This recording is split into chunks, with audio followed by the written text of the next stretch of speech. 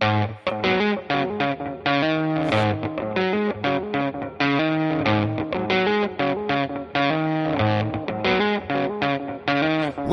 to the Dirty Sports Podcast. I said welcome to the Dirty Sports Podcast with Andy, Ruther, and Joe Prano. Welcome to the Dirty Sports Podcast. Welcome to the Dirty Sports Podcast. I'm your host, Andy Ruther, coming to you live from Cincinnati, Ohio, with my co-host from Port Hueneme, California, Joey No Chill Prano. Hello, Andy. Good morning. Good morning. Oh, Friday. Friday. Gotta get down on Friday. Weekend. I kind of like the Friday morning. You know? Friday's nice. Well, we can, talk about Thursday's game as well. I know. Honestly, it might be better provided you get your pick in every week, which you did. You got your pick in nice and early yesterday. You woke up yesterday morning. You woke up in bed like you woke up at home and you're like, bet on Tua. You woke up. That shit was up before I was out of bed in the morning. Well, we have 3-hour time difference. Yeah, but I'm just saying, you were up bright and early yesterday. You hustled. You Tyreek Hill. You cheated your way to the Substack chat to throw your support behind Tua. I got there. I did blinking guy. I did clean my extra thick glasses guy. I was like, I did the wolf in a cartoon. Auga. I saw that Tua pick and I was like, give me the Buffalo Bills. Give me the team that the Dolphins can't beat that doesn't have the fucking disaster quarterback. I was just trying to play the odds on just they got to get one. You know me. I'm obviously, both of us adamantly said the Dolphins were not going to make the playoffs. Both of us are on the same page as far as Tua's ability. In my head, I just thought, like I posted, okay, the Bills defense looked suspect in week 1. It's a short week. The Dolphins got to get one, right? This is going to be the one early in the season. They got to get one. Nope. It's funny you say the thing about adamant about the Dolphins not making the playoffs. So I had, and it's still here on my little sheet, Dolphins minus 112 to miss the playoffs. The way I titled this sheet was DS Parlay. I was like, we're going to throw together a couple 3, 4, 5 preseason hot takes. We'll parlay them all. We'll give them all the dirt balls. I didn't do that. The other day, week and a half ago, right before last week's opening game, I was like, fuck. The DS parlay never came together. And then I was just like, all right, well, what were you going to do, Joe? I was like, you're going to throw $100 on the parlay and hope it hits.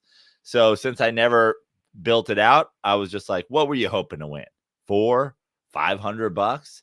So instead of trying to win that on the DS parlay, I threw a fatter chunk of change on Dolphins minus 112 to miss the playoffs. And when Tua was down, it was like he was counting my stacks again. It was like he was holding on to my stacks of money again. I mean, how many times in one guy's career can we get concussion hands? Like, I texted it to you yesterday. This is his last season. And like, I truly believe that. How in the world? He has life-changing money already, right? And I don't know how his guarantee, it's not as simple as, he got 212 guaranteed. He retires tomorrow. He gets all that money. That's not the way it works. No. But, so here's what I think he has, from what I understand. I think no matter if he retires tomorrow, I think he still gets 93 million. Yo, bro. This is peace out, dude. Just like, I agree. What are we doing here? And honestly, if he doesn't, I get it. Football's your whole life. I get it. You don't seem like the world's smartest man. I get it. You went to Alabama. I get that you might not be, but like, you know how much 90 million, you know what you can do in Hawaii for $90 million for the rest of your life? Like, peace the fuck out, dog. What are we like? The other option here is you make $275 million in your career instead, and you spend 160 on adult diapers that you'll be in from 31 until you fucking pass away. You are done, dude. And this isn't me shitting on Tua as a player. I've never been a fan of Tua as a player, and this isn't me shitting on him as a person either. It's just like, what are we doing? You have some sort of serious concussion issue. You also don't slide, so it's not going away. But you have some serious tendency toward, you really want to live like a pea soup, mush brain, fucking final 40 years of your life? I'm not even like, I'm being like a bit serious here. Obviously, my dad had Alzheimer's, had dementia at the end. Like, last 5 years, not good, dude. You want that to be your last 15? Your last 30? Like, Jim McMahon's pooping in a diaper, dog. Like, get the fuck out of football. Yeah, I agree. You look, you have more than enough money for you, your kids, your kids' kids. I mean, that's literally basic investing. You're going to make millions on top of that millions. And you see it. And you see it again. And we keep seeing it with him. And it's like, dude, on top of the hip injury, which was very significant as well, you just say, you got to give it up, man. Or someone in his camp, whether that's family, friends, whoever, has to say, do you want mush for brains? Do you want to be able to enjoy your life? But the same token, and I don't think this is me being mean, like, he chose to come back, guys. Like my point is, people getting sensitive on this. I'm like, here's my thing with these guys. Does the NFL treat their players like garbage? Yes, we know that. Everyone knows that. No one's forcing you to play those well. Do you know what I'm saying? So like last night, he gets hit. I don't know if this makes me an asshole. I didn't necessarily, there wasn't much empathy. Is that wrong on me? I feel like I'm a very empathetic person, but I'm just like, you kept playing. You knew the risks. This isn't a DeMar Hamlin. I think the other part of it is, it's not a vacuum of like, this guy had a concussion, and then like plenty of guys have. Sure. Let's start it from last year. Okay. We know for sure, right? He's been concussed multiple times prior to the start of last season. Like, he's an NFL football player, which means he was a college football player, which means he was a high school football player. Like, he's been concussed. Okay. Let's chalk him up to 2, whatever. Who knows? Maybe there's more out there. Like, I haven't done the research on how many times he was concussed prior. Last season, he got concussed. He came back immediately, forced himself back in immediately, then got the super concussion. Everybody knew he was concussed. Which are you talking the Bengals game? The Bengals game is, so it was 2 years ago. Oh, 2 years ago. Sorry. Yeah. Two years ago. You're right. He got concussed. Everyone knew it. They went fake back injury. Yes.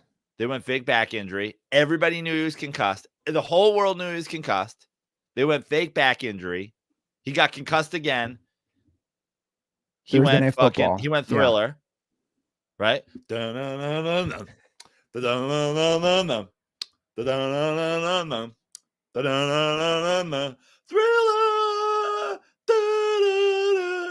So he went full thriller. Tua. He went full thriller. He was out. He came back for last year. What's that? Yeah, he came back for last year. Well, no, but he came back that year. 2022, correct. After the second concussion, he came back after the thriller. Fake concussion, fake back injury concussion, thriller concussion, came back again. Concussion, done for the year. That's 3 concussions in a season. So I was reading, apparently he was doing all this stuff in the offseason before this year as far as learning how to protect himself, and he's supposedly doing mixed martial arts and all this stuff. And I'm saying, but he didn't learn anything. He doesn't slide. I do all that. I don't care. Do all that stuff. I don't know how mixed martial arts is going to help you in the football field. Maybe I'm wrong. I don't understand why it wasn't even that. If you watch the play, he actually initiates the contact with Damar Hamlin, which is also wild that this would happen to Damar Hamlin. Let me tell you something. I boxed for like a hot minute when I was a kid. Okay? I'm a reverse Tua. I am a reverse Tua. There's something about my skull where, dude, you know how many times I've been punched square in the face in my life? And like people have punched me in the face and been like, how are you still standing up? There's something about my brain where, and I've also been concussed, but I get punched in the head, in the jaw, and I'm not like it. Yeah. I don't get knocked out.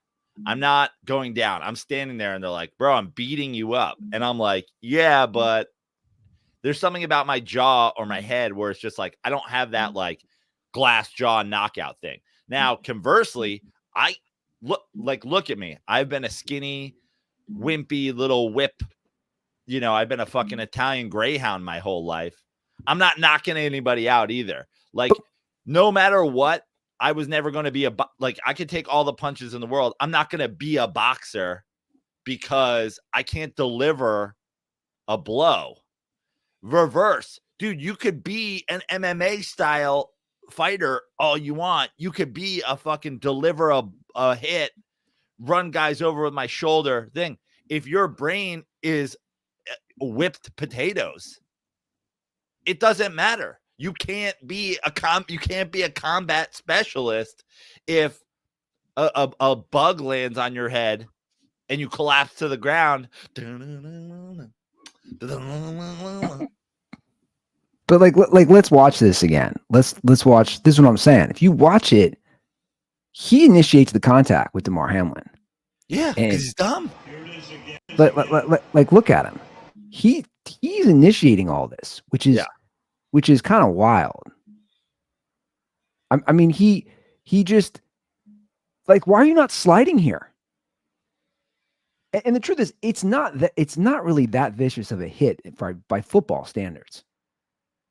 But his body is like, know your body. You're way more sensitive to this because you've had 12 concussions. Yeah, which is interesting. So obviously, I have suffered a traumatic brain injury. So I do have a little insight in this stuff. And I know, like, once you have one, you have to be very cautious and preventive of that happening again, because your threshold on everything is that much higher, right? For me to have a seizure, it's way higher than you for that to happen. Like the easy, I don't know what the word I'm looking for here, but do you know what I'm saying? Yeah. I'm more susceptible. That's the word. I'm way more susceptible to things, just like Tua is. So obviously I'm aware of things that could possibly bang my head around. What's wild though is like we are past like how long ago did Concussion come out?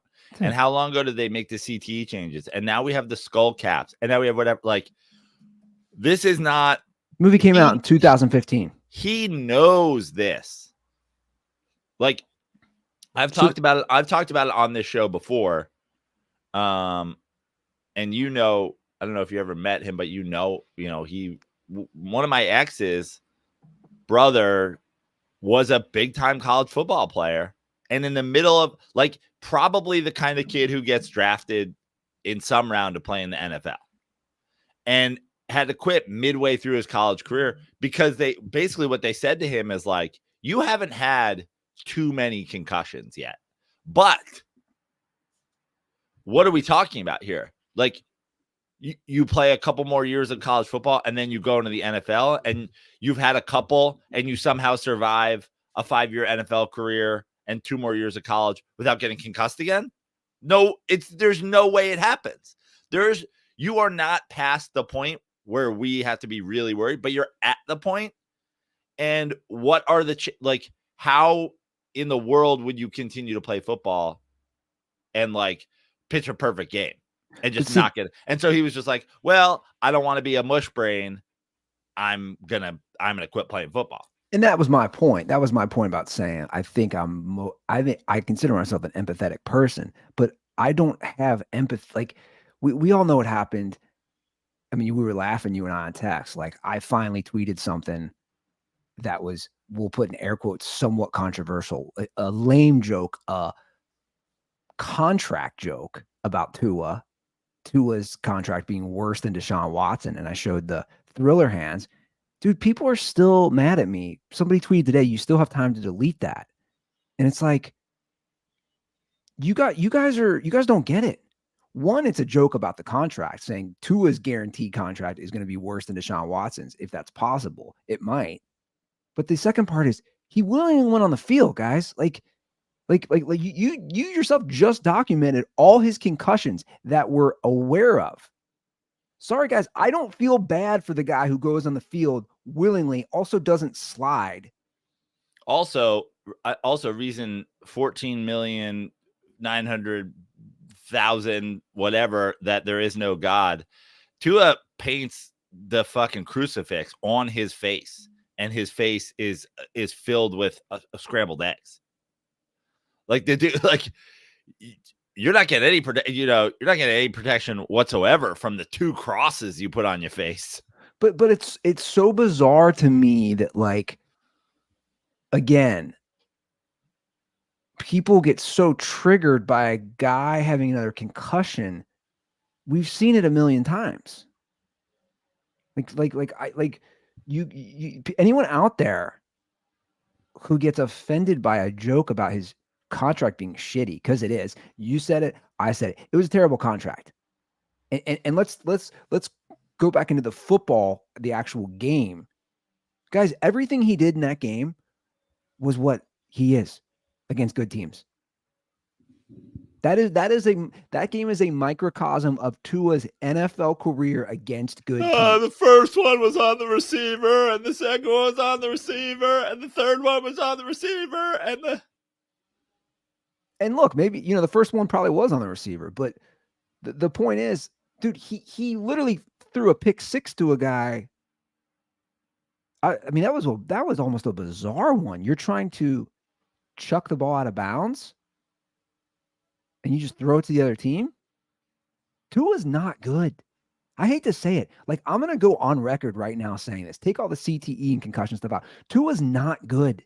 But you know what? And this is not me defending Tua in any way. This is just, it is what it is like, you actually can't take the CTE out of it. It's true. Like, the guy is dropping back, and he's in the NFL, pocket presence and all that, and feeling the pocket move and the internal clock and all that stuff. That's a huge part of being a quarterback. And every time he drops back, it's, a fucking pinball machine going off inside his head with also 5 trapped cockatoos in there. It's like, it's just, it's a slot machine that's malfunctioning going on in his brain. Yeah.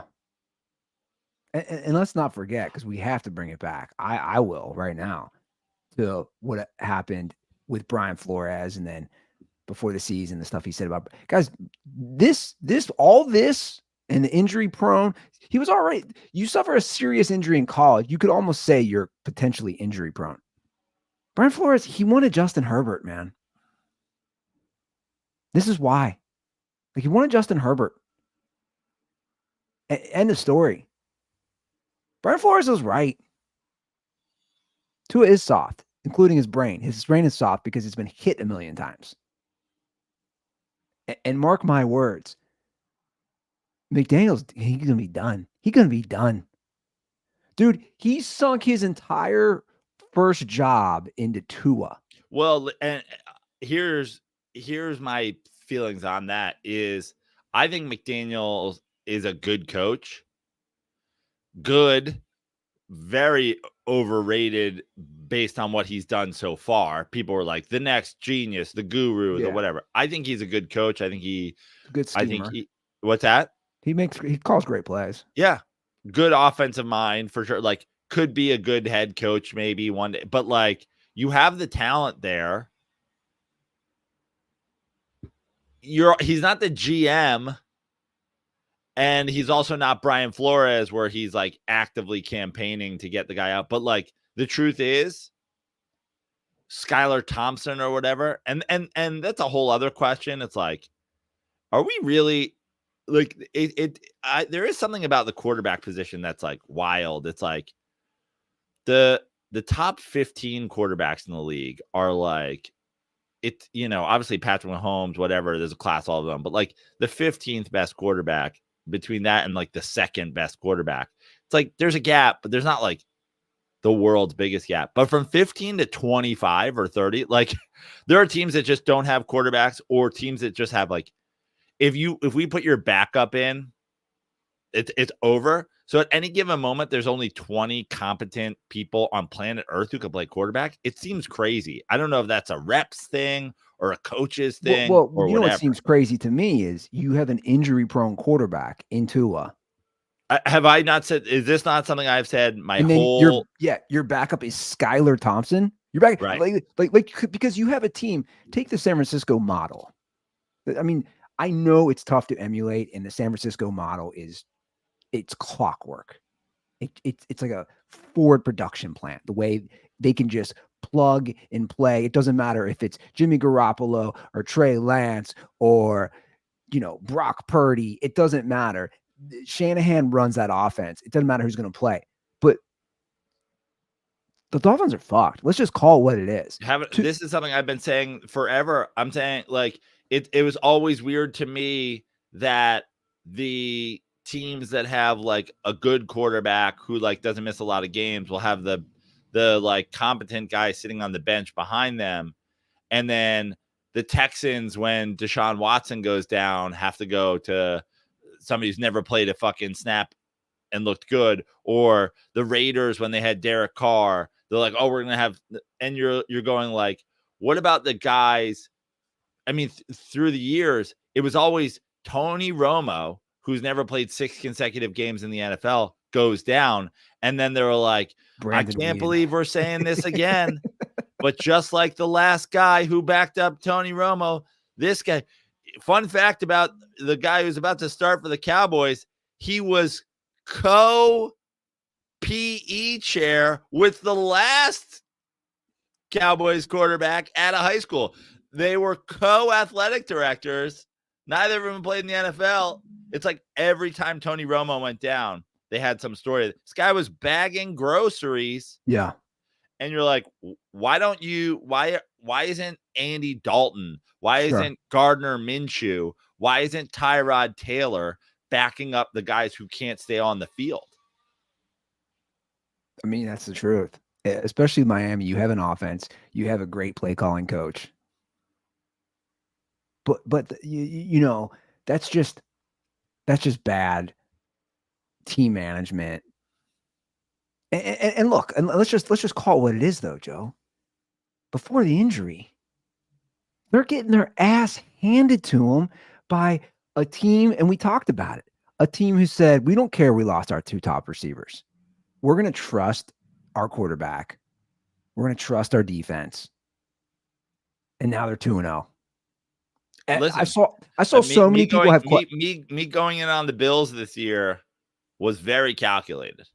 And that was a huge part of it, as I've talked about. It's like Josh Allen's a great QB. He's one of the elite QBs in the league this year, has his own issues with injuries because of the way he plays, has his own issues with turnovers, etc. But he hasn't missed a game in years, though. Right. But again, it's all about the style of play. Like, but he's toned that down. Dude, he slid. I saw him slide yesterday a few times. Right. And then you get to the thing where it's like the new, it was like the overvalued running back, the overvalued this, the overvalued that. We're now at a point where it's like, to me, I start looking at your GM and going, anytime you go, Stephon Diggs, bye. I'm like, okay, good. Yeah. Provided your quarterback matches that. Right. And even like yesterday, look what they did. Josh Allen, he didn't even throw. I don't even think I could pull up the stats. I don't even think he threw for 150 yards. They played defense. Ran the ball with James Cook. It's the formula for success in that league. And I don't know why more teams don't do it. And you talk about confidence they have now, probably, after starting 2-0 in that division of all divisions. I mean, Tua, at the end of the day, he's got to retire. Dude, $90 million. I'll say something right now. And obviously, he's still, your quarterback or not your quarterback. I don't know which way the wind's blowing today. But the Bengals quarterback in Joe Burrow also, quote unquote, injury prone. Correct. Right. Who's their backup? He actually played decent last year. It's Drew Lock from Washington. They went 4-3. No, it's not Drew Lock. Not Drew Lock. Sorry. Yeah. You have Drew Lock is on the Giants now. Why am I forgetting his name? Bengals backup QB is Jake Browning. And he played pretty well. They went 4-3. If Jake Browning was on the Dolphins tomorrow, not only do I think they're a good team, they might be a better team. Interesting. You know what I think happens too sometimes with the backups? I think the coaches scheme even better. Like, there's a huge argument that I've seen from fans in Cincinnati saying that the Bengals play calling was better and more creative under Drew Lock because he obviously doesn't have the ability that Joe Burrow has. And then the coaches know they have to get more creative. More creative, but also simpler, maybe. Correct. Yeah, right? Yeah. Like, we have to figure out, like, I've said this before, and I truly believe this. And it's why when people go, you hate Kevin Gilbride, he got Eli Manning 2 Super Bowls. I will die hating Kevin Gilbride. My last words will be, fuck Kevin Gilbride before I take my last breath. I truly believe Eli Manning would have more Super Bowls. I truly believe Eli Manning might be pushing, a Montana Super Bowl number if 5 years into his career, they just went, we're the 90s Bills. We're running no huddle the whole time. We have 6 play calls. That's it. Go to the line with 6 play calls and read the defense. It was like the league isn't like, for all the NFL creativity, Mike McDaniels, it's like, you don't need 75 crazy plays with all the motion and the whatever. It's like, if you have 8 good plays and you run them at a pace, it's hard to stop.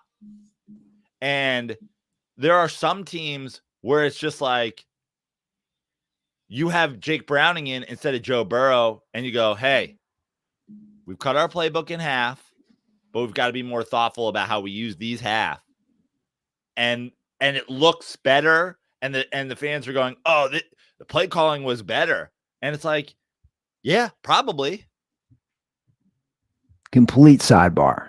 I have to tell you about the dream I had that had Eli and Peyton in it 2 nights ago. So it's like a house party, but not a big party. I'm there. Peyton and Eli are there. I'm kind of getting to know them. And they're like, oh, you seem chill. And everybody's starting to leave. And Peyton goes, let's order some girls. I go, what? Very Peyton move. Peyton goes, and Eli's like giving him a head nod. And he's like, let's order some hookers. And I was like, what? And then Peyton opens up his computer. There's like a computer there. And he's watching like sex scenes. He's like, I like this girl. I like this girl. And then I'm like shocked. And then Peyton just looks at Eli and he goes, yeah, man, like we're married, we're happy, but like we got side girls.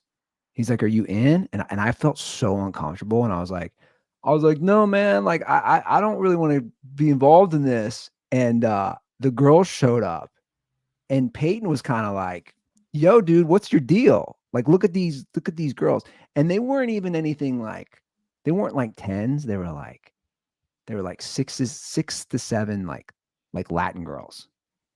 And Peyton's like, dude, we got the girls. We're going to do this. And I was like, no, man, I got a girl and I'm pretty faithful to her. She's my girl. And then I left and I remember feeling so embarrassed. And I was like, are those guys just going to bang a bunch of chicks? By the way, can I just like psychologist this? I mean, this is very layered. This is giving us some, if I was your psychiatrist and you were laying on the couch and I was like throwing in the air my Bill Buckner ball, the thing I would break down here, this is very, I mean, this to me isn't even that deep. But first of all, the 6 to 7, like, I love that they come with the 6s and 7 Latin girls. So that's, to me, is like, Ruther's like, they've got like what I used to do. Right. Correct. So now there's this, that's me in LA. Now there's this embodiment of like old Andy. So dangling in front of me is my old life, my old lifestyle. And I'm having to choose between my old lifestyle and my new lifestyle as, girl dad and this Midwest suburban dad. Now, who is dangling it in front of you?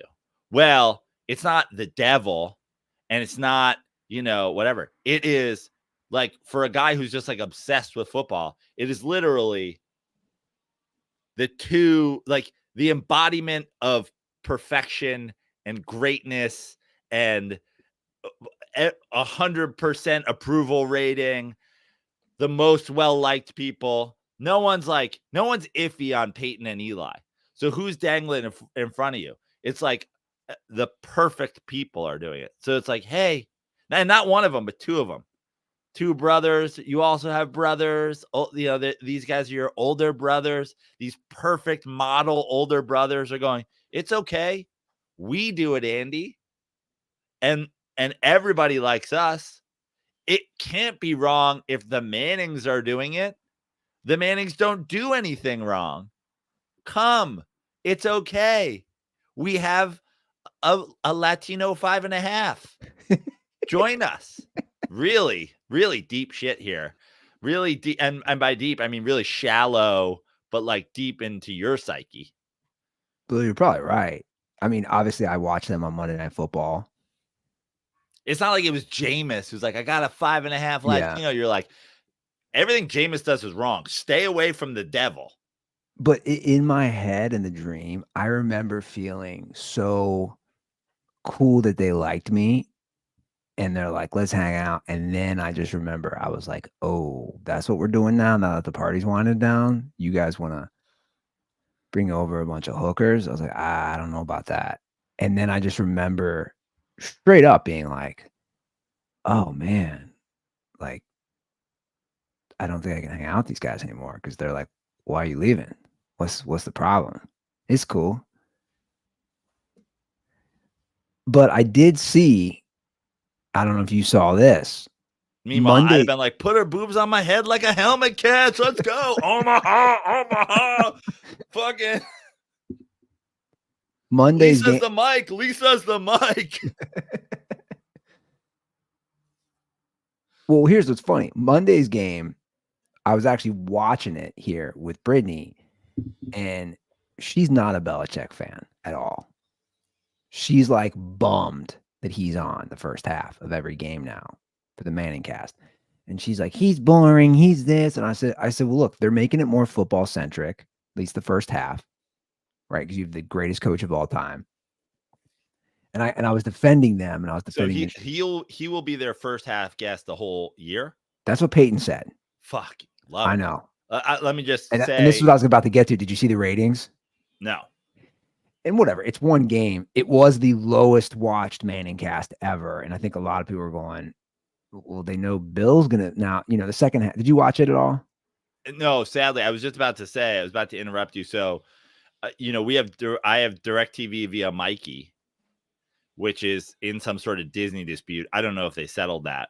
So I'm on my way home from work Monday, and I pull up my DirecTV app. I go to throw it on in the car, and Disney, blah, blah, blah. So I go into a fucking panic. And then I was like, okay, what's my workaround here? So then I go, I think this is on Hulu Live. So I get my Hulu going, Hulu Live Sports, boom, blah, blah, blah, games on. I'm like, avoided the disaster. Then I got home, and I'm sitting there, and then we're into the second half, and the game's kind of a blowout and whatever. I finally opened Twitter, and people are talking about the Manning. I'm like, fuck, dude, I totally fucking forgot about the Manning cast. Yeah, so they had on Bill the first half. Second half was Adam Sandler and then Chris Jones. Adam Sandler, a big Jets fan. Yeah. But I agree. They are taking a chance to have him on. And it changes. Obviously, they made a few jokes, but it's really football heavy. It's expert heavy with those guys, which I don't know if I'm going to like as well. I don't know about that. Every first half. I'll say this. If I was a producer of the Manning cast, I would say first quarter is you guys. Second and third quarter, especially weirdly, they take a break at halftime, but like second and third quarter, you have guests. Fourth quarter, back to you guys. Yeah. You want to go one guest in the second, one guest in the third. You want one guest that bridges it. You want Bill Belichick on every second quarter. You want whatever. But like, it's kind of like with this show that we've done for, going on 10 years now, we used to get great guests, and it didn't help our numbers. In fact, sometimes it hurt our numbers, and we'd be like, why don't people want to listen to like Brian Scalabrine? Like, this is an interesting conversation. And we came to kind of realize that like people just want us. And I do. Like, same. I like their interactions. Yeah. Because they're brothers. They know football. They both won 2 championships. It's like you have all that intertwined for great interactions. Yeah. I totally agree. I know. So we'll see how that plays out. And to be honest, the whole time I was watching Belichick, I just kept thinking, like, are you really banging a 20-year-old? Like, is this real? By the way, I'm fully in on at this point. I'll tell you what I've decided I want for the New York Giants. I want what's the fucking former Celtics coach's name? Why am I blanking on? Brad Stevens? Brad Stevens. I want a Brad Stevens, Belichick. I want a Belichick, Brad Stevens, Pat Riley situation. I want Belichick to the Giants, president of football operations, GM, 1 to 2 year coach. Just go to the front office. 1 year as a bridge, 2 years as a bridge. Bring your guy, whoever it is. I don't care who the fuck it is. Bring your guy to be your offensive or defensive coordinator.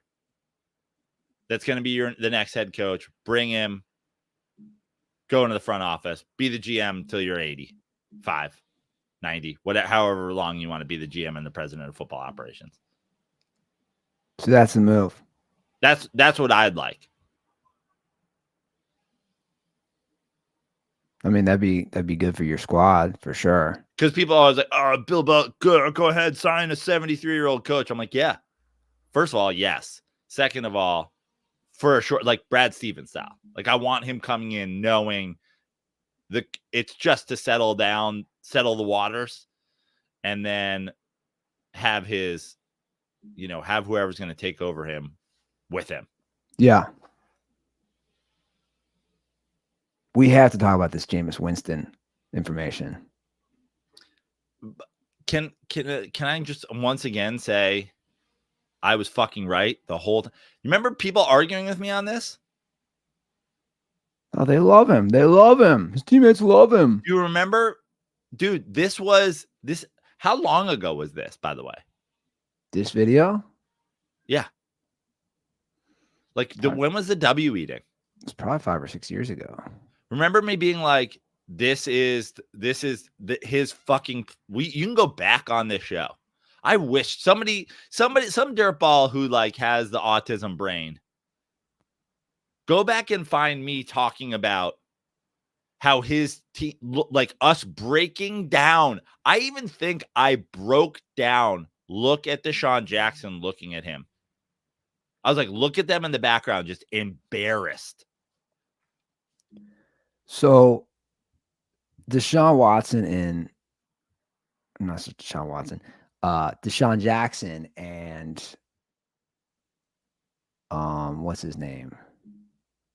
LaShawn McCoy have a podcast. So of course, everybody has a podcast. And then they had Gerald McCoy, former Bucks player, on, and they literally broke down the W eating game. And they talk about how cringe it was, and they talk about his teammates. There's even more to it, and I'll just play it. I'll just bring it up. It's pretty funny because it is everything you said, that the teammates didn't like it, and they thought it was fucking ridiculous. Where was that? But it was a pregame speech. New Orleans. Saints. New Orleans. Yeah. We getting them done. We eating them done. Oh, you was there? You was there for that? Yeah. I'm the meme. Just look at that.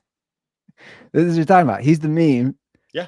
There's Deshaun Jackson in the background. And I'm like, I looked, I said, what the? I was like, dog, what is you doing? And I remember Cam Brate. Cam Brate said, tight end. Yeah, he said, come on, Drew, that's our quarterback. I said, man, shut up. I don't care about that. What you talking about? Why is he doing that? Which is the crazy part is, Quan was supposed to give the speech. Jameis pushed him out the way. I got it, Quan. Hold on. He did that. I was like, what was going through your mind? I was like, bro, what is he on? What was going through your Bro, mind? the thing is, this is where we at. I'm glad I'm not playing no more because we can just tell how it is. We got in the locker room. It got worse. It did. It got worse. Yeah, it did. Before we ran on the field, he was like, hey, this is one of them games.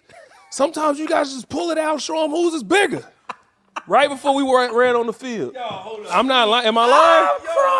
Am I lying? Yo, no, you ain't so lying. that whole day, people, all y'all know is to eat the W. Y'all don't know that whole day, bro. We had no shot to win that day. He literally says, because Jameis Winston talked, we had no shot to win that day. It's amazing. We had no shot to win after Jameis was allowed to address the team.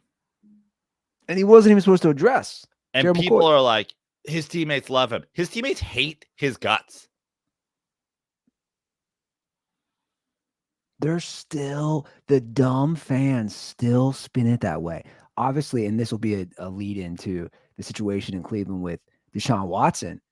But if you go on social media, if you go on Twitter, every dumb fan is still saying that. Like, why don't they give Jameis a chance? Why don't they give Jameis a chance? Dude, he's a court jester at this point. He's an NFL court jester. No, a court jester, his job is to entertain. He would be a court jester in that the king would be like, cut his head off. This is cringe. True. take him to the dungeon and chop off his W hands. Like, he is not entertaining. He is cringe as fuck. His teammates go, when the court jester takes court, we knew we were going to lose the war. Like, I said, somebody go pull my clips. Somebody from the weekend that happened. I was like, this is embarrassing. Deshaun Jackson looks like he wants to kill himself. They had no shot of winning after this. I just said all the shit they said. Honestly, sometimes it gets annoying to be so right so often, Andy, because I don't get the credit for it in the moment. Humble. I was saying, you're a humble man. I was saying literally what these guys are saying. And the whole world was like, the team likes it. They love it. Look at them. And I'm like, no, they don't. How in the world could everybody be reading this so wrong? How in the world could everybody be looking at Deshaun Jackson face going like making cringe face, going, his teammates love him. His teammates think that if he's allowed to talk, they're not going to win the game. I love how he said Cameron Brate was like, come on, man. He's like, he's trying to vouch for the team's quarterback. And Gerald McCoy is like, I don't give a shit. Yeah. I don't know what he's doing out there. I don't care if he's the quarterback, the leader of the team. He's acting ridiculous.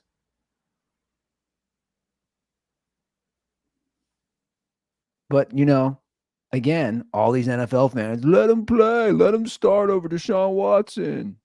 Well, listen, we also have a Deshaun Watson's not, I mean, this is, there's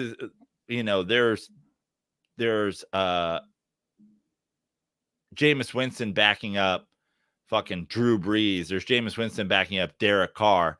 And then there's Jameis Winston backing up a different rapist. It's insane.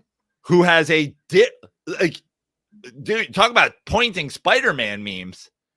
He's backing up a different rapist who has a different burner account defending himself. Who's also, every time he talks, like, we're not like, hey, bench Eli for Geno Smith. We're like, bench Jameis for Jameis. Now, Deshaun Watson at his peak was a lot better of a quarterback than Jameis Winston ever was. But he's also a multi-time sex offender. He's also got burner accounts on the internet defending his trash-ass play. Do you think this Leroy account, do you think this is him? Leroy Bickerstaff, this account right here? At this point, is it some guy that invested in Deshaun Watson cards? Like, I don't know at this point on the internet anymore. Is this his like strength and conditioning coach? Is this Jameis 1 of 1 pretending to be a burner, pretending to be Deshaun Watson to try to get, like, at this point, I don't fucking know. One thing is for sure, it's not Leroy Bickerstaff isn't some big Deshaun Watson fan because like he thinks he's great and just wants the fucking Browns to win. Yeah. It's all crazy if you look at the burner account and you look at all the tweets, and it sounds like it's him. Yeah. But what's crazy is this latest accusation, a civil lawsuit which was filed against him. It's straight up rape. Like I don't know the specifics of all of them, to be honest. I don't know how many of them were basically rape. I mean, this one, if you read it, I don't know if some of you guys have read this, but the lawsuit claims that Watson met the woman, a single mother, at a Houston restaurant and bar, and he got her phone number. And he was supposedly hesitant to meet her in public because of his status as a star NFL quarterback. So they agreed to a dinner date at her apartment. And then per the lawsuit, Watson had trouble finding her apartment. And then he got all mad before he even got there. He got aggressive on the phone saying he didn't have time for this. And then when he got there, she was still putting on makeup in her bathroom. And she told him to wait out, like in the living room area. And then she found him completely naked on her bed, face down on his stomach. And then he did his classic, which is his move, right? In his ass. What's that? With a kazoo in his asshole. Yeah, he did the thing he always does. His go-to move is he wanted his ass massaged. And according to the suit, he basically raped her without her consent. I mean, look. Jameis is like, hey man, you want my advice? See if you can get your lawyer to move this shit to Tallahassee. Bam, you a free man. Look, guys, at this point, come on. And I don't know if there probably are people out there defending he's never been proven guilty. Guys, there's 24 lawsuits. No, those are the previous 24. It doesn't include this one. He settled out of court, or he settled 23 of 24. So he settled. Like, clearly he's a sick man. He's demented. There is derangement. Talk about a messed up brain, a CTE brain. He's a monster. Clearly. There's troves of evidence to prove it. And listen, there's a lot of reasons, I just did my psychological breakdown of Andy Ruther with his, golden gods trying to lure him into a 4-way with Latino fives. Like, it was a pretty easy thing to, it wasn't a Rubik's Cube to figure out what was going on in your head. There's CTE shit with people. I don't know what Deshaun Watson's concussion history is. There's whatever, but listen, if I had to break it down, something happened to Deshaun Watson as a kid, something was probably stuck in his ass by somebody that he didn't want at a young age while he was developing. I mean, the fact that he's going to places, meeting with chicks, they come out of the bathroom, and he's got a fucking New Year's Eve party horn in his asshole and he's face down in your bed. You're like, did you bring that with you? Like, don't forget the kazoo. Hurt people. Like, something happened to this dude's butthole at some point. I don't know if it was Dabo. I don't know if it was fucking an uncle. I don't know if it was some fucking youth pastor. And this isn't an excuse for him being at this point, kind of serial sex offender. He's a monster. But like, that's what they say, like the cliche, like, you want to like make small talk with a stripper. Like, which one of your uncles fucked you? Like, this isn't like, it's not rocket science psychology. Yeah, I'm not fucking Dr. Melfi. Like, somebody shoved something in Deshaun Watson's ass, and I feel bad for him, but also, bro, like, you got to go full fucking Dr. Jekyll and Mr. Hyde. Like, when you start getting that asshole tingle, I don't know, handcuff yourself to something in your basement until that shit passes. Like this you can't just continue raping people. The Browns are scheduled to play him this week. And also, he plays for the Browns. The irony. I know. That is ironic. I'll be curious how this plays out, because this is something we've never seen before, right? The amount of women. They suspended him 11 games. Now there's this. But here's how I see it playing out. I'm sure there's something in that contract. There's got to be. Where the Browns are going to leverage. They got a multi-billionaire owner, Jimmy Haslam. They're going to use their legal team to somehow get out of the rest of the guaranteed money. Whatever they still owe him, I don't know what the number is, to cut him. I assume that's what they're going to do. Yeah, it'd be interesting. I wonder. I don't know who his agent is, but I wonder if his agent who does that deal doesn't know. Like, if you're a good agent, you don't have a rape clause. You don't let the team put a rape clause into your serial rapist's $400 million contract. Yeah. It's like, the Chiefs signed Patrick Mahomes to a $500 million deal, but there's a clause in there that if Jackson Mahomes embarrasses himself, we can get out of it. It's like, I don't think Drew Rosenhaus is letting you put that in the contract when the dude's fucking dancing on TikTok every 14 hours. I agree, but who has more power than NFL owners, man? Yeah.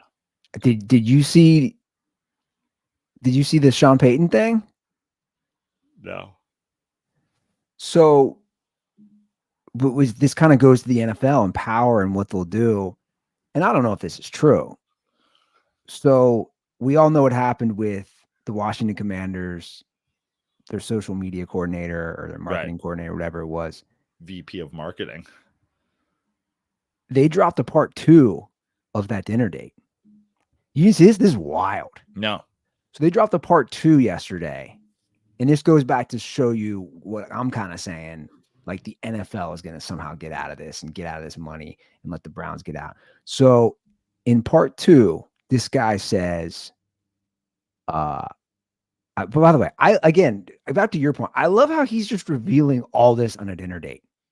My favorite one is the second date. So he has multiple dates with this person. Yeah.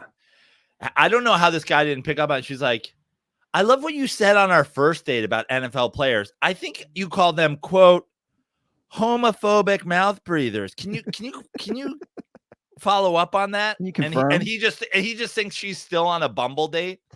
She's quoting something out of a fucking legal pad that she brought to the date with him. So listen to what he said in the second date. I'm sorry. I want you to expound on NFL players, but first let's listen to a clip of you from our first date. And he's like, a clip of me from our first date. And he's like, no, yeah, everything I said, and that's true. He didn't go, why do you have a tape from our first date? So listen to this one. And by the way, this one is pretty wild. But also, I say to myself, why would he make this up? This is what he says. Again, I can't believe he's doing this all in one date. This dude claims, what was his name? The Ray Allentine or something. Yeah, Ray Allentine, the former vice president of content. This is what he claims. He claims that Sean Payton, when he was the coach of the Saints, was involved in an opioid theft scandal that the NFL concealed by promoting Bountygate as a distraction. Wow. Listen, here's the one thing, as stupid as this guy was, everything that came out of I've said this on 5 different fucking podcasts at this point talking about this, but like, he didn't say anything that wasn't true. So now he's built himself credibility with me. I agree. Listen to this. He said that Peyton and the Saints coaches were caught stealing painkillers from the team doctor. And he says they used the story of Bountygate, the NFL did, as justification for the suspension to cover up the truth. Wow. which is that they had a painkiller addicted coaching staff, like the whole staff. So then he's asked, I'm not going to play the video. It's too long. It's 10 minutes. When he's asked by his quote unquote date / fucking interviewer, if he believes the NFL and Roger Goodell negotiated, with the FBI to bury the scandal. He says he thinks they do. And he said on his date, this is his direct quote, the NFL knew as bad as Bountygate was, it was better than the alternative. He said that the FBI became aware of the situation and instilled a camera. The FBI did this in the back of a safe where they kept the painkiller pills. And it was all captured on video. And he even cites Bobby Monica, who's a former Dolphins equipment manager, as his source, explaining that the FBI's footage caught the Saints coaches red-handed. And he said the tape still exists.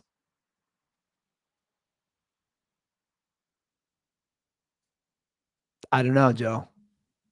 Listen, again, this guy has built up credibility with me. Now, I didn't even hear about the second story. So they're already doing a good job of suppressing it more than the first thing. Mark my words, and don't forget what I said about the W, and don't forget all the pre-Nostradamusing that has happened. Let's check in on Rael and Teen in 18 months. Is he alive? Where is he work? Like, the next thing, a year and a half from now, this guy's story is going to be interesting. Is he working for the NFL in some capacity again because he shut up? Is he working somewhere else or does he, have a heart attack while changing a tire on the side of the road?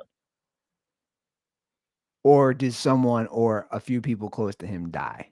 Yeah. Unexpectedly. Dude, it's nuts. I just don't know. He's using his source is the equipment manager for the Dolphins.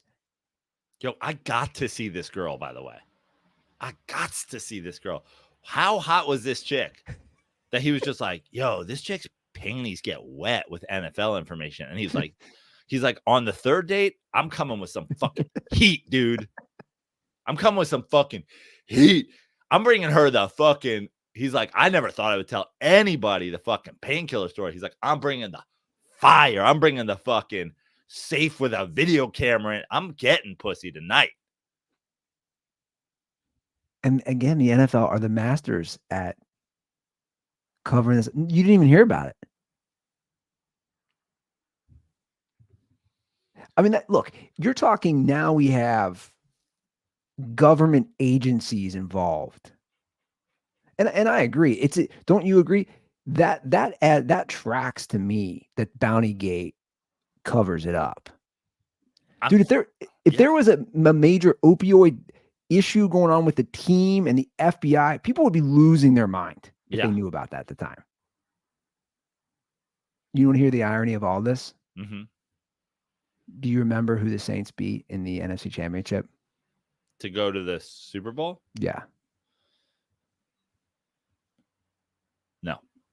The Vikings, and that's right. And their quarterback is Brett Favre, who's also addicted to painkillers. Amazing. So it's like a wild storyline. Yeah. That's right. That was the Favre game.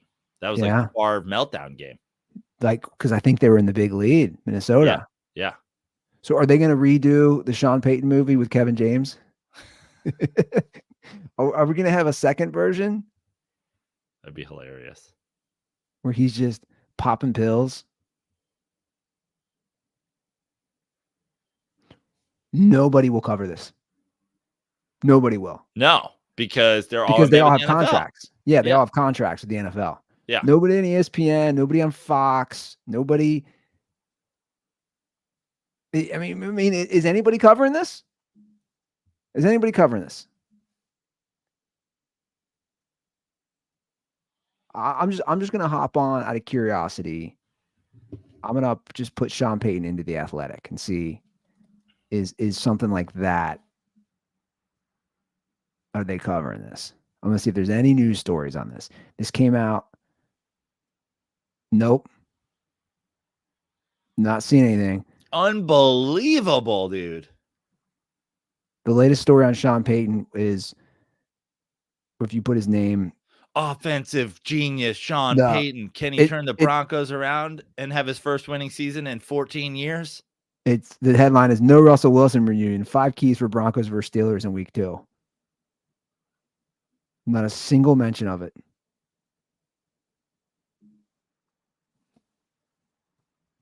You know what you said? Funny, the link, you said the Sean Payton beats Brett Favre in the NFC Championship game. Favre has the painkiller addiction too. Funny enough, my painkiller addiction in my early 20s started because I had to watch Sean Payton try to coach Kerry Collins into throwing 40 screens a game. So like Sean Payton is more responsible for painkiller addiction in America than the fucking Mexican cartels. Than that family. Who's the family that got away with it? Yeah. You know what I'm talking about? They've made all the TV shows and movies and all that shit. I mean, look, man, it's pretty wild. So under the post of this story, the first comment says this was already known information, lame and boring. Really? It was? And that was that comment was made by Leroy Peyton staff. I mean, this is a pretty interesting one. I don't know. But I mean, look, for me personally, I would put the NFL's clout, their ability on things, I would put it at a CIA level. Am I crazy to say that? CIA levels pretty high. Okay, not CIA level. But probably, I mean, I would put the NFL's power at above any other private organization. Like Jeff Bezos is rich, but Jeff Bezos is one guy. This is 32 billionaires. Yeah. This is that's when you get a group of, so let me explain something. If you got 32 billionaires to get together in a room, they would call that the Illuminati. The NFL owners do it all the time. All the time. And they have their hands in marketing in America, advertising, real estate, pharmaceuticals, politics. The NFL owners meeting is like the American Bilderberg Group. It really is. And you would be naive to think when they are meeting, and they meet, I don't know how many times a year, you'd be naive to think they're just talking NFL stuff and football. Yeah. Well, but even if they are talking NFL stuff and football, look at all of the things that it touches on. Gambling in America, alcohol sales, real estate, like not even like infrastructure of cities, building roads, stadium and deals, freeway exits. By the way, do a deep dive on the number of like big pharma companies or big whatever that are like sponsor the when the players are practicing at their practice facility, which every team besides the Bengals has. It's like the Northwell Health practice facility, and whenever they're in their practice jerseys there, they have their so now you have a big hospital conglomerate that you're in bed with. Like, I mean, it reaches everything. I mean, it's the octopus. Yeah. The tentacles of the NFL Illuminati reach into every bit of the American soul. And look, it's backed, man. I don't know if you saw entertainment. They're choosing who you see at the Super Bowl. Oh, yeah. They're propping up. I mean, think about advertising, like the NFL propaganda machine, the military industrial complex. For sure. They're in bed with the military. They're getting paid from the military to promote the military. Yeah, they have their hands in everything. And look, they earn that because everyone watches. Week one average, it was a record, 21 million viewers a game. A game. That's insane, man. Because like we love our football. I mean, I love my football. You know, that's my obviously my jam. It's like I'm aware of all these things though. It's You know, I was talking to a buddy about it. Is insane. And you and I have talked about this. Like, we could name most of the NFL owners where you couldn't do that with the other sports. Yeah. But and I was thinking about it last night when they showed who's what's his first name? The Dolphins owner. Ross. Is it Bob Ross? I don't know. But yeah, you're right. Yeah, it's Ross. Is it Bob Ross? Sounds crazy considering the fucking painter, but regardless, who do they show during the game last night? Yeah. You know, that's my point, is that Stephen Ross. Yeah. But the point is, it's like they always are showing the NFL owners during the games. They're these figureheads overlooking. It's kind of, here's the analogy. It's like Caesar overlooking his Colosseum. Yeah. As the gladiators fight. Yeah. It's wild.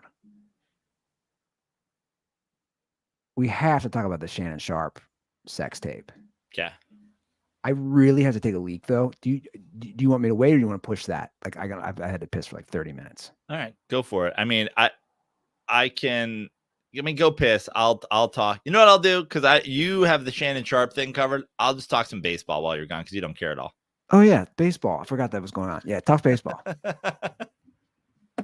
Saw a good stat the other. First of all, wearing my New York Mets property, New York Mets sweatshirt.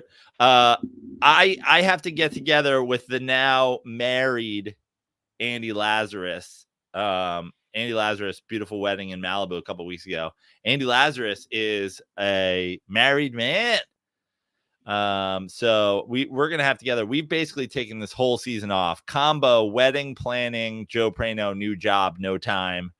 10 different podcasts. By the way, the latest episode of Beat It Out with Adam Carolla and Jay Moore dropped today.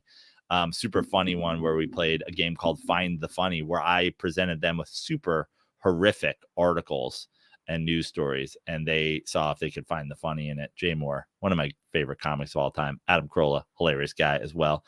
We got to get back to Dirty Slides with Andy Lazarus, the now married Andy Lazarus, because we got a lot of baseball talk. His Giants trying to play spoiler in the NL West with the Padres and the Diamondbacks, the two leaders in the wild card. The Mets currently the third wild card spot. The Braves just one game back. Mets have the toughest schedule of any team in contention for the playoffs down the stretch. So, yes, I'm scared. But at the same time, if you have that sort of test down the stretch and you get in, I like it. Like, if the Mets manage to get in, and right now they are in, I really like this. I think it's got Diamondbacks, Rangers, sneaky, scary potential, because I like them against some of these teams that are going to get in. Perfect timing. What'd I miss? Just a little self-promotion and a little baseball talk. Mets one game up on the Braves for the last wild card spot, and me just talking about how they have the toughest schedule of any team in contention for the playoffs down the stretch. So I'm scared, but also, should they get in, should they go through a murderer's road just to get in, I think that they have sneaky, scary potential. How many games are left? Like 20? Texas Rangers. Yeah, not quite 20, but probably right around there. Probably 4 series left. I just remember while I was taking a leak, it's like, we still got to do picks. I know. I was. That's why I said you were doing the Shannon Sharpe thing. It's like, I don't have a hard out by any means, so that's good. But yeah, no, I don't either. I just old think school dirty sports. 2 hour 15 are coming on, you guys. I just thought it was interesting that, I think we agree.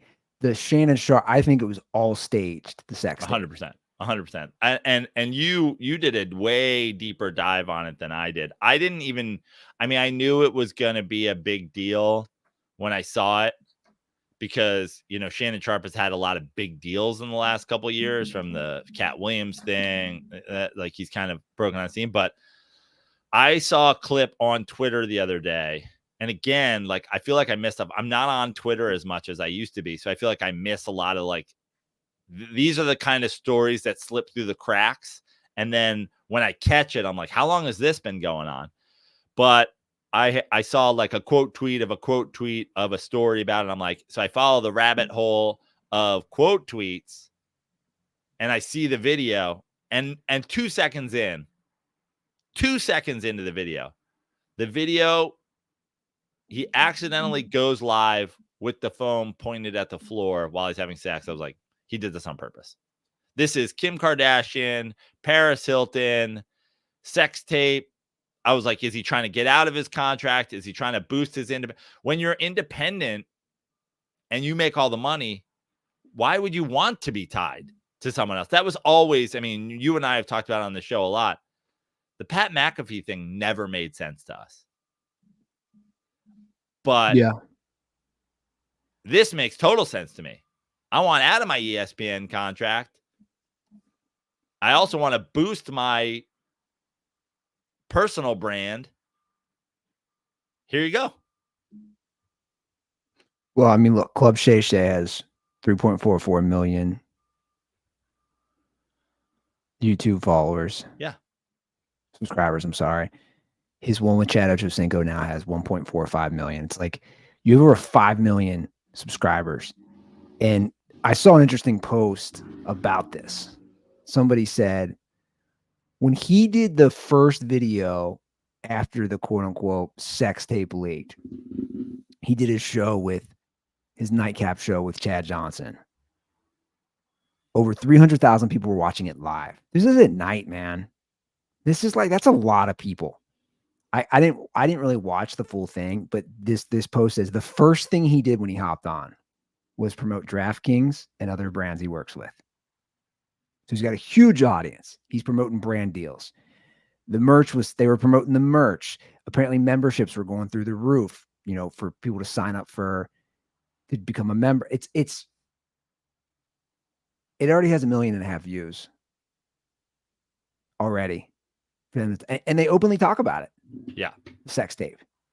100% this was on purpose. All right, listen, this is what we're going to do.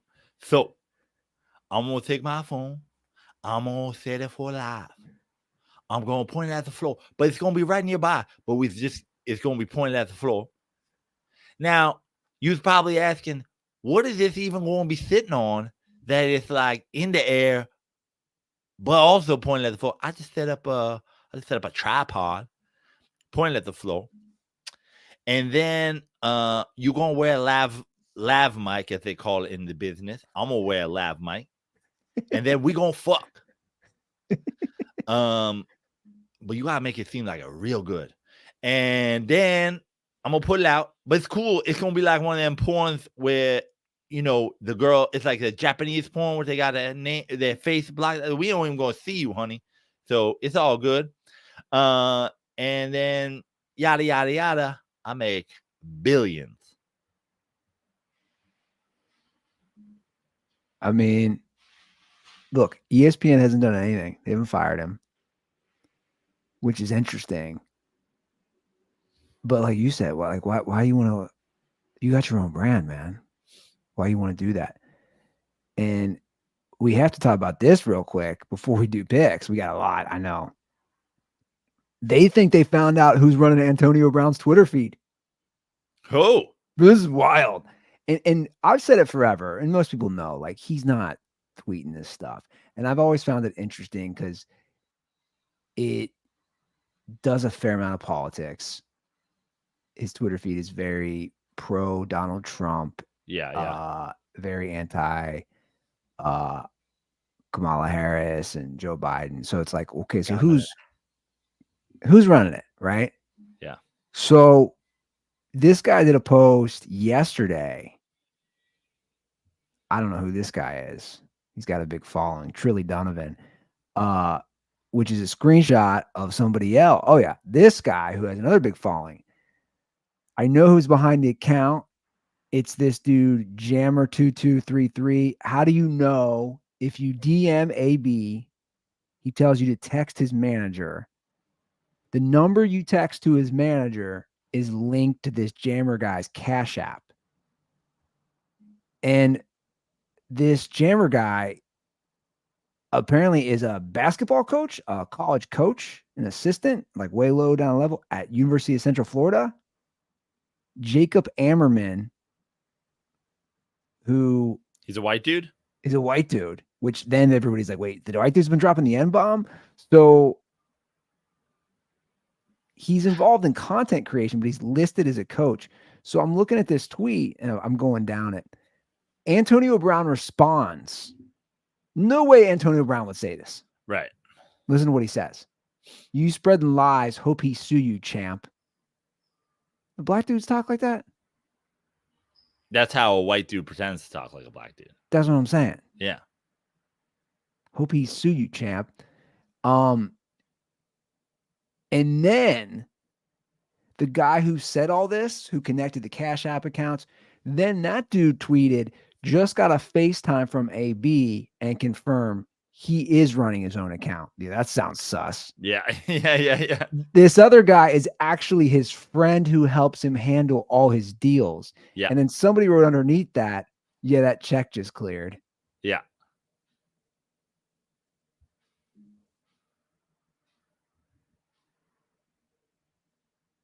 Let me put it this way.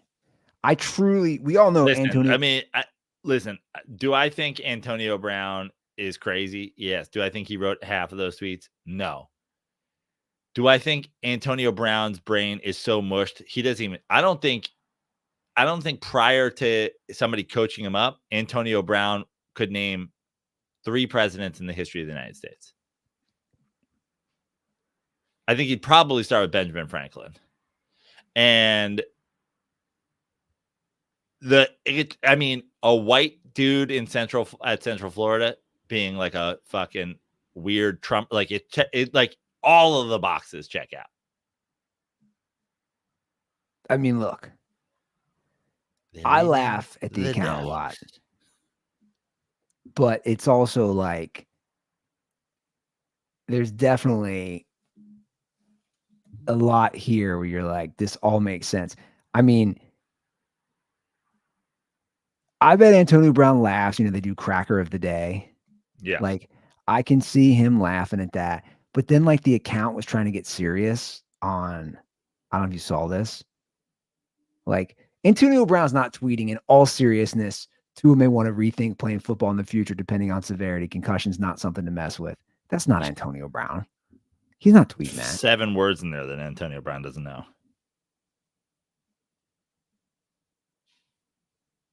Yeah. It's just a guy who does marketing and is running his feet. But the white guy dropping the N-bomb is pretty ridiculous. Yeah. Yeah, Antonio Brown's not watching the presidential debate. No. They're eating the dogs. I've been saying it for fucking 3 full days now. That's my hood. Yeah. Actually, I don't even know where that is. They're eating the dogs. I called my sister the other day to ask her if she watched the debate. And she answered the phone. She goes, they're eating the dogs. I was like, this is why I'm calling you. That's the funniest shit I've ever, like, we have had a lot of funny political moments, but him going, they're eating the dogs. They're eating the cats.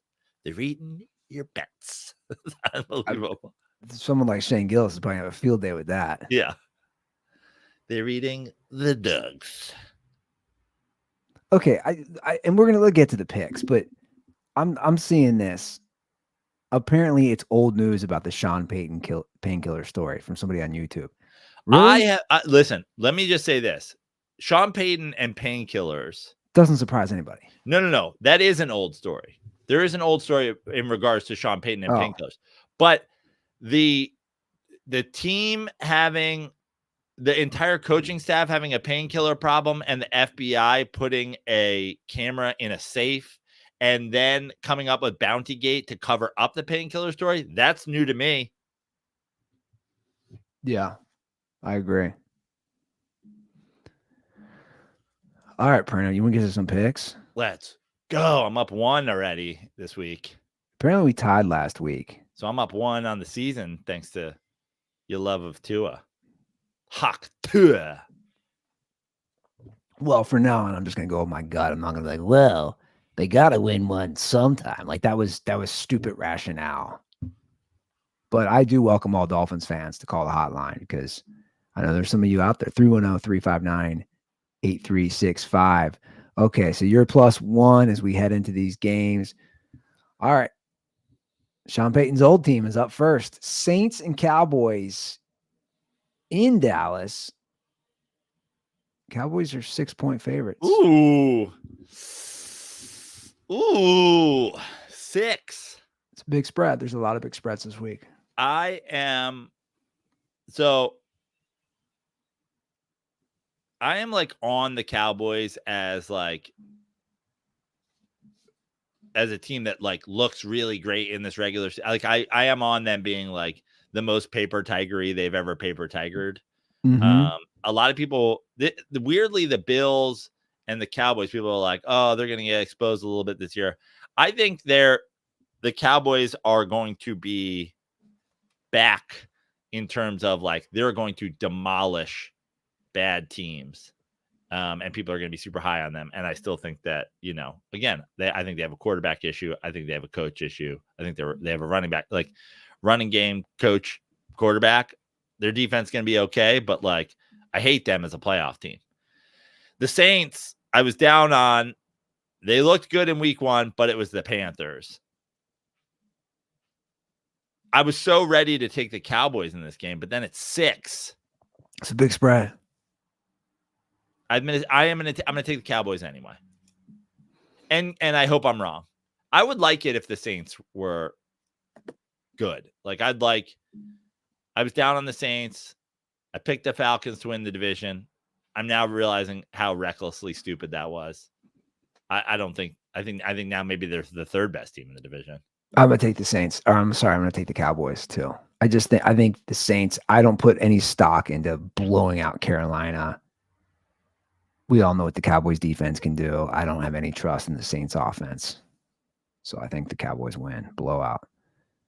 Next spread, am I missing something here? We have a rematch of a playoff game last year. Another big spread. I don't know what's going on here. Bucks, Lions in Detroit. Lions are 7.5-point favorites. You're missing that the whole world is on the Lions. The whole world thinks the Lions are winning the Super Bowl. The whole I'm taking the Bucks. I mean, I went first on the last one, but it seems like you're taking the Bucks too. I am. I'm for sure. That's what I'm saying. 7.5. Bucks look good in week 1. Lions had a hard fought game against the Rams. I don't know. That's a huge spread. Okay, Colts, Packers. This one's in Lambeau. Indy's a 2.5-point favorite. Who is playing quarterback for the Packers? Is it? I'm assuming it's Malik Willis. Yeah.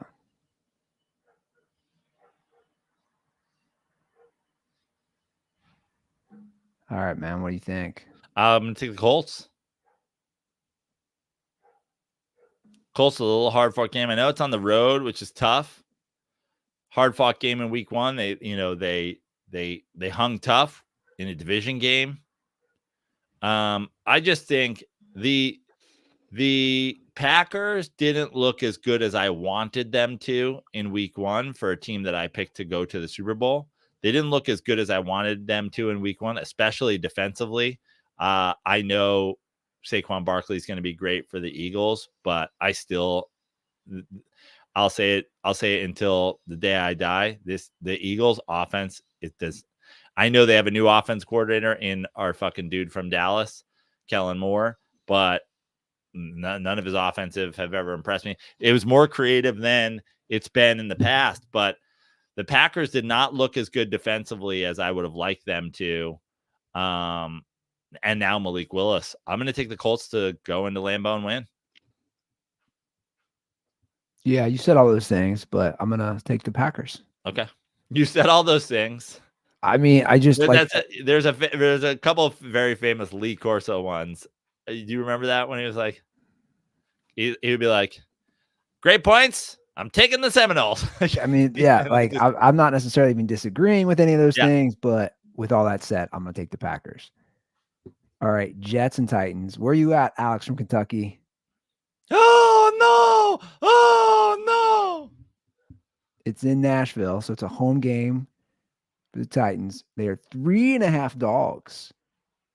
3.5 point dogs against the Jets. The Jets game, the defense played terrible. I mean, it was a so-so game offensively, but that was the biggest letdown for me as a fan just trying to watch a good game, hopefully. They looked terrible. Conversely, that game, I mean, Shanahan ran a clinic. He ran a clinic around Robert Saleh's defense with the play calling. So I don't even know what to make of the Jets, to be honest. Well, I know what to make of the Jets, and everybody was focused on, to me, the focus is on, and this is why I was not as high on the Jets as I was last year. I think last year I might have picked the Jets to go to the NFC Championship game. I might have picked the Jets. Did I pick the Jets? I think I don't remember how far, but I was high on the Jets last year. All the talk was improved offensive line, improved offensive line, improved offensive line. What wasn't talked about was worse defense. Defense got worse.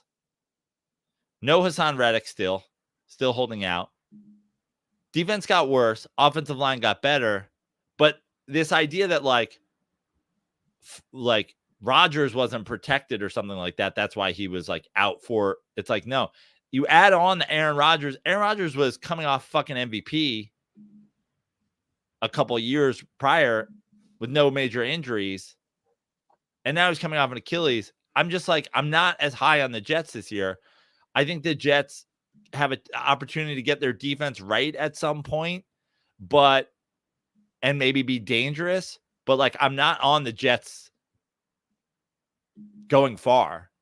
They'll be sneaky. They could beat a team. You know, I would be afraid to play the Jets if they make the playoffs, but like, they're not a contender to me until they prove that their defense is what it once was, or that Aaron Rodgers is what he once was.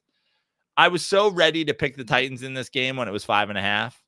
I think the Jets win because I think the Titans are bad, and I think the Jets cover because the Titans are bad, and I think people will be back on the Jets, but I'm not high on the Jets, but I could not be more out on the Titans.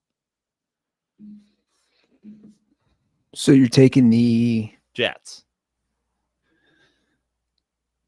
Yeah, I can't take the Titans in this. I just can't.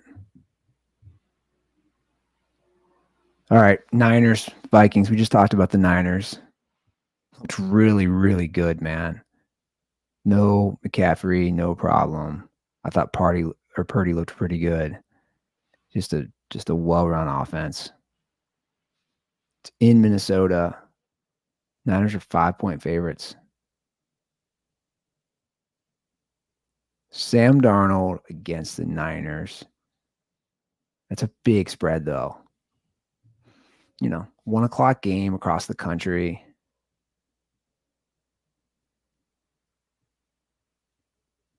Let's take the Vikings. Let's go. I'll take the Niners. The fucking Sam Darnold. I mean, we're talking about Cinderella midnight turns back into a pumpkin. That bitch isn't even out of the house yet. She looks great. She looks great taking her fucking prom photos on the front step of the house in week 1 against the fucking Giants team that looks like they're going to be a fucking nightmare, that I'm now actively rooting for them to win 0 games. Sam Darnold is not good. And the Niners are not about to do what the Giants did and give Sam Darnold a bunch of 4-yard passes to get a rhythm. Sam Darnold is going to be fucking screaming Beetlejuice, Beetlejuice, Beetlejuice, because he's going to be seeing ghosts again. Hope you're wrong. All right, Seahawks, Patriots. This is in Foxborough. Seattle's a 3.5-point favorite.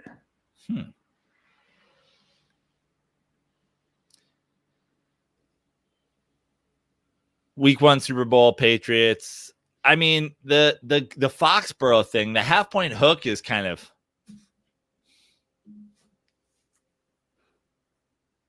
I'll take Seattle to win and cover. I'll take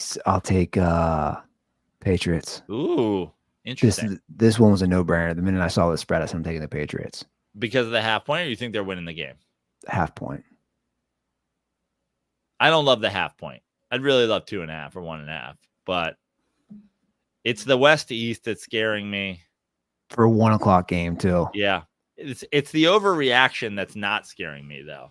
Like everybody. Oh yeah. No, I'm not. The Patriots are going to be bad. They're not going to score points this year. They scored 16 points last week. Yeah.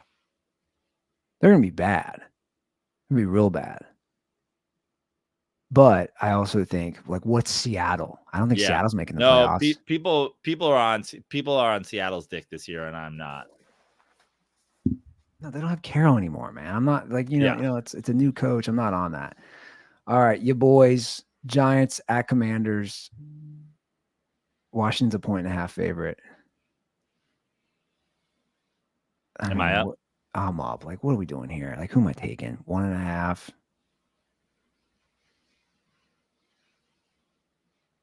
I'll go Commanders.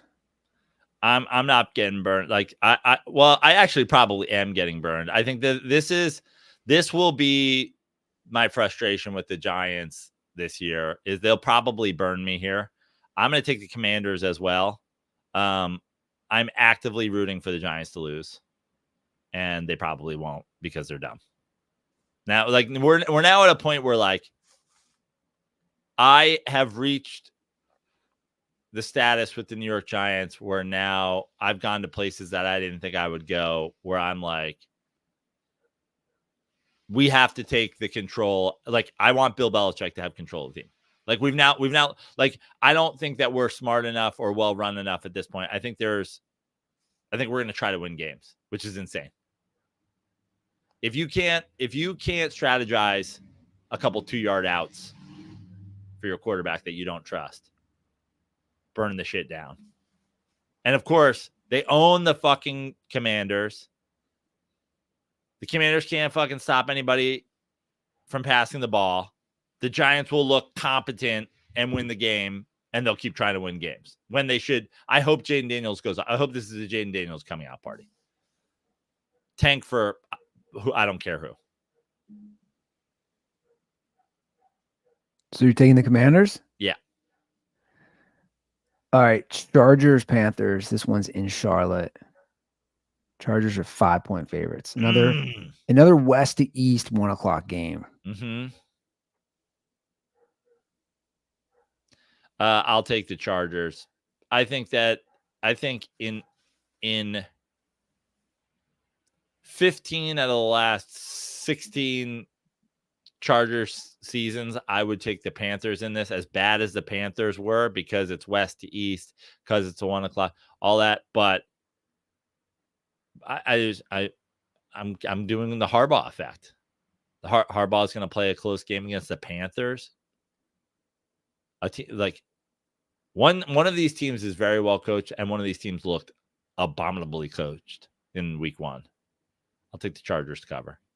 Yeah, I agree with all those reasons, and I just think based on Jim Harbaugh's history, he's going to have his team more prepared than that boob of a coach that they had last year and the years before. And I think they'll be ready. And I think Harbaugh knows, like, you got to win these games, man. You got the Chiefs in your division. You got to win these games. All right, Browns, Jags. This one's in Jacksonville. Jags are 3-point favorites. Browns, Jags are 3-point favorites in Jacksonville. Yeah, I'm gonna go Jags. Jags are 3-point favorites. Yeah, me too. I just until Deshaun Watson shows he can play, and then all this stuff, like I don't even know what to make of it. And if he doesn't play, Eaton W guy's gonna go in there. Yeah, exactly. Doesn't really improve the team. All right, Raiders, Ravens, another west to east in Baltimore. Baltimore's 9-point favorites. Baltimore coming off a long layoff too. Baltimore 9-point favorites where? Sorry, give me the Raiders. Oh, I'm taking the Raiders. 9? Yeah. I'll take the Raiders. I'm gonna take the Ravens. Backdoor Minshew. You're gonna be so mad when he scores a fucking touchdown with 3 seconds to go. I know. All right, moving on to the later games. Rams Cardinals. This one's in Arizona. Arizona's a 1-point favorite. Explain this one to me. Explain what? The Arizona Cardinals being favorite against a team in their division with a better head coach that played Detroit tough. Well, they don't have Puka. Okay. The Cardinals played the Bills real tough all the way in Buffalo. I mean, I know who I like. I like the Rams. Is Stafford hurt? No, he took a lot of hits, though. I like the Rams. I'm taking the Rams to win the game. When it's a 1-point thing, you're not getting a lot of money line value, but money line pick of the week. One of them. We got the Rust Bowl. His current team versus one of his former teams. The Rust Bowl that Russ won't play in. Yeah. Steelers, Broncos in Denver. Pittsburgh's 2.5-point favorites. That's an interesting spread there. Mm-hmm. What do you think? A rookie QB against one of the best defenses in football. I'll take the Steelers to win. And cover. Yeah. I mean, Knicks played bad last week. I can't pick him. I'm going to take the Steelers. All right. Probably the game of the week, maybe. I don't know. Bengals, Chiefs. A lot of shit talking already from guys like Chase. Bengal DB Cam, another guy. What Cam Taylor-Britt said, these guys are just, it's so weird. They're like, I don't get it. All he is fast. And that's what they said about Xavier Worthy last week. I just don't get it. Why are you giving the Chiefs bulletin board material? Why is Jamar Chase saying that we are the team to beat in the AFC when they're back-to-back Super Bowl champs? I don't get it. But the Bengals always play them tough. They played them tough last year with this Jake game's Browning. It's in Kansas City. 425 game. Bengals are 6-point underdogs. This spread has moved a lot. It's moved from 6.5 to 5.5. Now it's back to 6. The Bengals always play them tough. Yeah. They played them tough with the backup last year in Kansas City. Am I up first? I think I am. I'm going to take the Bengals to cover. I don't think that this is going to be a close game, but like in that I think that the Chiefs will have this game in hand the whole time. And I can't, and this is a Justin Woods not going to like this, but this is, I think, where we're at with the Bengals right now against good teams. I'm going backdoor Burrow. Like, as of right now, against good teams, you're the Kyler Murray, Gardner Minshew. Like, good teams win, great teams cover, all that kind of thing. It's just, I don't think that the Bengals win this game. I don't either. I do like them. I do like their chances of covering this game. Yeah, and I agree. It might be the game. Also, we're going to look so dumb when they lose by 24. True. And the Chiefs just steamroll them. And Chiefs are coming off a long layoff. Andy Reid's great with extra days to prepare. So this game to me is everything, and hopefully it'll play out so that I'm right. This to me is everything that I say about Zach Taylor versus Andy Reid. And I have a new theory too. Not even a theory, just us to take. Bengals fans, you know what you are? You're wannabe Chiefs fans. Like there's so much jealousy. They're both middle, but like the cities are similar, right? Like let me say something because I like this. Here's something that I always see across sports. So there's natural, obvious rivalries, right? Yankees, Red Sox. Yeah, division right? rivals. Division rivals. Even like city, like Jets, Giants. It's like, oh, it's a fight for whatever. You got, the Bengals have rivals. The Bengals have their division rivals. You know what I mean?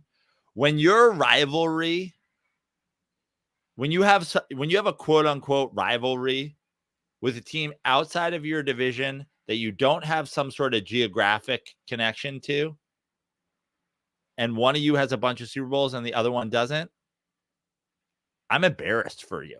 Like, what's the rivalry?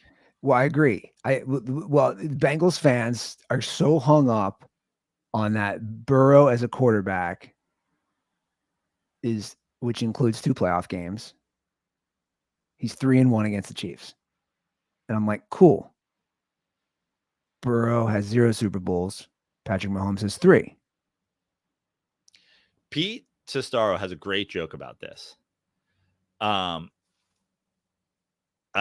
There's like a fucking documentary, and they were like, the shark, man's greatest rival. And it was like, and he's like, man kills 2 million sharks a year. Sharks kill like 5 men a year. He's like, not exactly Yankees, Red Sox. Like, yeah. Now, Burrow beating the Chiefs is like a shark attacking a man. Gets a lot of publicity. You see the fucking arm and it's hanging and the teeth marks in it and whatever. But the Chiefs are killing 2 million sharks a year. Well, and that's why I think Bengals fans, we talk about like my dream and psychology and projection.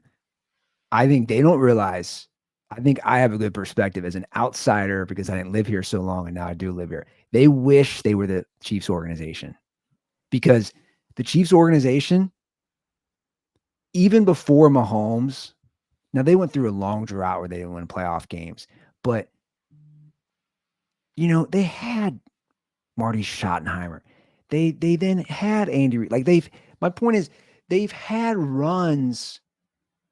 They won a playoff game, I believe 1 or 2 with Alex Smith before Patrick Mahomes started. My point is, they've been a consistently overall good franchise, I would say. When you agree with that assessment? Yeah.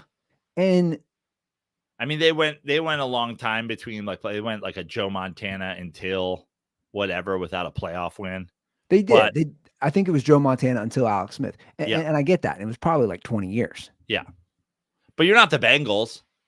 But that's my point. My point is that as an organization, they are set. They have tried, whether it's from Montana, and they floundered for years. They've been set up. The Bengals just are not. They're not set up. Nothing is in place from the foundation, which is the ownership. Nothing is in place. Can I share a little story? Another person, I just want to do one more. Another person has a great joke that I think described this. Kirk Zipfel, your boy, your Ohio boy. He used to do a great joke about San Francisco and LA. He's like, LA and San Francisco have a rivalry that only San Francisco thinks about. He's like, San Francisco people are like, I could never live in LA. LA people are like, I don't think about you at all. Yeah, for sure.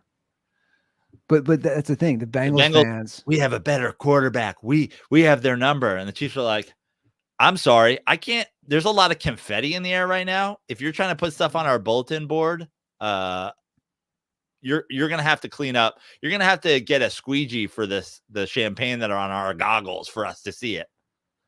Yeah. So I have an interesting little inside story about, and it's not even anything major, but my buddy was in the suite next to the Browns family suite, the owner suite at the Bengals Stadium last week. So I got like live updates. He said, I've never seen anything like it. He goes, the suite was empty a lot of the time. The Mike Brown, of course, wasn't there. He's old. He's like 88, 89. His daughter's husband was on his laptop the whole game. Why? Yeah. And I don't know. So like literally they're next in line, man. When he dies, it's his daughter and his husband. Like that's the ownership. And he goes, dude, they could not have cared less. You could just tell. I said, that's why they always show the owner suites. They never do it at the Bengals games. He goes, dude, no one was in the box. No one's like, they don't give a shit. They care. Meanwhile, in the owner's box at the Giants game, if they're losing, they care so much that they find random mustachioed men to take their anger out on. Yeah, exactly. But my point is, they care enough to trick the casual Cincinnati Bengals fans. And to kind of bring it back, that's all I'm saying with the Kansas City Chiefs and the Bengal rivalry is that the Chiefs fans are like, I want a dynasty and a chip. And the Bengals fans are like, we beat you in week 2. Yeah. So, but with all that said, we're both going to take the Bengals. All right. Sunday Night Football, Bears, Texans. This one's in Houston. Houston's 6.5-point favorites. Wow. I'm going to go first. Yeah. Bright lights on Caleb Williams. I mean, Sunday Night Football, you're going against a defensive-minded head coach. 6.5 is a big spread. I think the Texans eat him for lunch, and they cover. 6.5 is big. It made me want to take the Bears. I can't though. It's like not in the prime time and not on the road. And that's my thing. In this game, these two teams, either of those aren't in play. If it was like it's on the road, but it's at 1 o'clock or 4 o'clock, or it's in prime time, but it's in Chicago. I think the combo of the two is what pushes me over. Caleb Williams, I'm by no means like a lot of people love the overreaction. Like he's a rookie and it was week 1. Like he makes some throws and that's never been a question. But yeah, they're going to get after him. I agree. All right. Monday night game. Your boy Kirk Cousins travels to Philly. Philly's a 6.5-point favorite. Oof. It's just that, like, God damn that number. It's a big spread. Primetime Kirk. I'll take Philly. Which is unfortunate because I'll be rooting aggressively for Kirk Cousins, which is not something I wish on anybody. 6.5's a lot, but God, he sucks in prime time. Wasn't it in Philly where he just had a terrible game recently in the last year or two with the Vikings on a Monday Night Football game? I don't know. I'm hard to keep up with this. I'm taking Philly. I agree. All right. Those are the picks. Give us a ring. Hotline is 310-359-8365. Did I know there was a couple people or one person or there was a couple people that were tracking these for us? Yeah. So we did have a couple people track it. It would be great. Maybe we could have, even if we have two, if we have maybe we could get them in connection with each other and we could have a system where they're like a system of checks and balances. But if you were, I think it's 2 different people who were doing the math last week. Shoot me and Ruther a DM together. I would like to be able to shout you guys out and be like, these guys are officially tracking it. And, maybe we could retweet your tweets or resubstack your stacks or your notes or whatever. That'd be great. I'm at joeprano.com for all my shows. Got Vegas in early October, Brad Garrett's Comedy Club. That's the 13th to the 20th. So I'll be a full week in Vegas. If anybody wants to play golf, if anybody wants to come to a show, full week in Vegas. Before that, Saturday before that, I'll be up in Tahoe, South Lake Tahoe. For any of you Northern California dirtballs that want to come out, we'll be doing a charity show October 12th at McDuff's Pub for the Boys and Girls Club of Lake Tahoe. Charity golf tournament on Sunday at Edgewood. Got a few shows coming up. I'm out in Beaumont next weekend, Saturday the 21st, to do our buddy Johnny Cardinale's show at the Sand Trap. I'll be at the Ice House in Pasadena doing Adam Carolla and Friends on Sunday the 22nd. All those dates and more are on my website at joeprano.com. You can follow me at Joe Prano on Instagram, on TikTok, Substack is where I'm going to be putting all my Substack notes in the notes, their little version of Twitter on Football Sundays. That's where I'll be feeding it. So go there. I'll check in on Twitter just to keep up with a couple things. But if you want to hit me up on the stack. I've tweeted like 8 times since the show started. Have you? No. I love people who are like, Ruther's back. Dude, a semi-savage, not even just like semi-savage joke last night.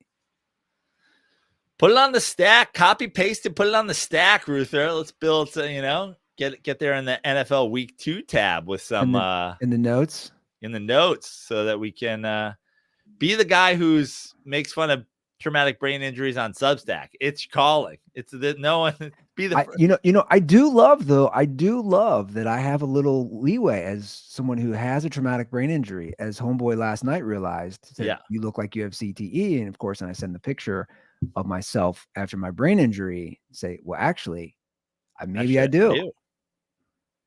And then he blocked you and deleted his tweet. like it's like, it's funny to me. I do see. So Matt Reasoner, shout out to Matt. He was one of the guys. I just looked it up on Substack. Yeah. He had us both 5-8-1 with the 1 being the push last week. So great. He kept track. Matt Reasoner. Love it. We'll get some shout out to Matt. Yeah, we'll get in touch with you. All right, guys, that's the show. They're eating the dogs. Enjoy the games this weekend. And we will be back for a recap on Monday. I took a lot of favorites this weekend, Andy. You know why? They're eating the dogs. Man, eating the dogs. I'm about to go make me some lunch, son. All right, guys, that's the show. We'll see you on Monday. And as always, stay dirty.